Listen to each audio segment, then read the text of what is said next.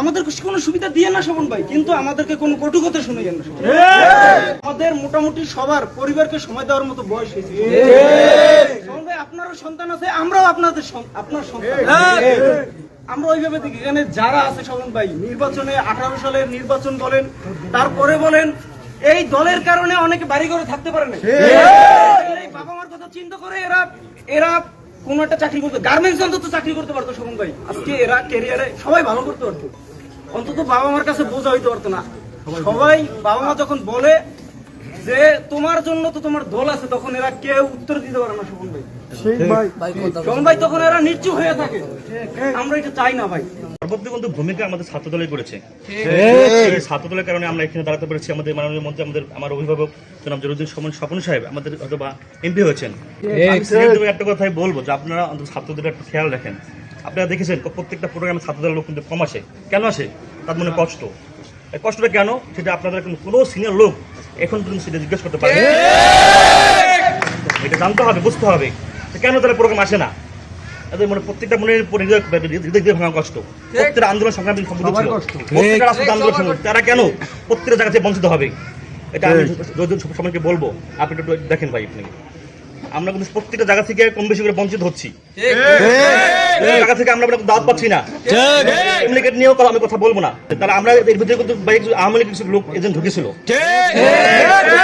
রাজনীতি করেছে, আন্দোলন সংগ্রাম করেছে, তারা বাদ করেছে, অনেক বাদ করেছে। আমি আমার ব্যক্তিগতভাবে আমার ছোট ভাই একটা কার্ড দিয়েছিলাম, নির্বাচনের সময় প্রত্যেকটা জায়গায় যে এসে ভোট চেয়েছে, ওর নামটা বাদ করেছে। এই সে বাদ পড়ার কারণে সে আমার 4 নম্বর ওয়ার্ডে 2টা মহিলার নাম দেওয়া হয়েছে। তারা একজন ছাত্রলীগের নেত্রী। বুক ফেটে যায় যখন ছাত্রলীগের নেত্রী দ্বারা ফ্যামিলি কার্ড করা হবে আমাদের, তখন এলাকার ভিত্তি করলাম, তখন আমরা বুক ফেটে যাবে। এগুলো আমরা বরদাস্ত করবো না। আমার কথা বাড়াবো না ভাই। আপনি আমার ছাত্রদল, যেহেতু আপনার সংগঠন, তারেক রহমান সংগঠন, আপনি আপনার নেতৃত্বে আমাদের কথা বলার সুযোগ দেন। আমরা আওয়ামী লীগের স্বৈরাচার পতন ঘটিয়েছি ঠিকই, আজকে ছাত্র দলের যে নিষ্ক্রিয়তা, আমাদের যে বিভিন্ন জায়গায় উপস্থিতি আবারও নিশ্চিত করছে যে আমরা যেহেতু নিরসিত হচ্ছি, যে আমরা সঠিক সমবন্টন বা ন্যায় বিচারের জায়গায় নাই। আমাদের নিরসিত করে ঘরে রাখা, আমাদের বিভিন্ন জায়গা থেকে বঞ্চিত করা আবারও প্রমাণ করে যে একটা সময়ের ব্যবধানে আবার সবকিছু স্বৈরাচারের দখলে যাবে। সবকিছু যারা সমাজের কিছু মুরব্বী থাকে, ক্ষমতাবান ব্যক্তি, তারা তাদের চোয়াল এত শক্ত হয়, মনে করে সবকিছু চাবাই খেতে পারবে।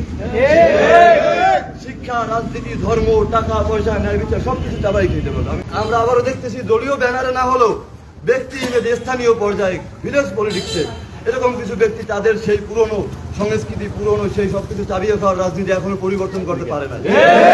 এবং তাদের বাবা মা তুলেও অকথ্য ভাষায় কথা বলা হয়েছে।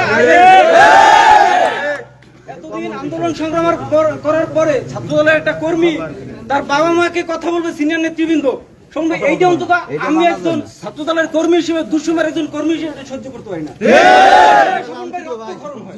যখন শুনি যে আমার কর্মীর একটা ছেলে আইসা বলে ভাই আমাকে কটু কথা বলছে, আমরা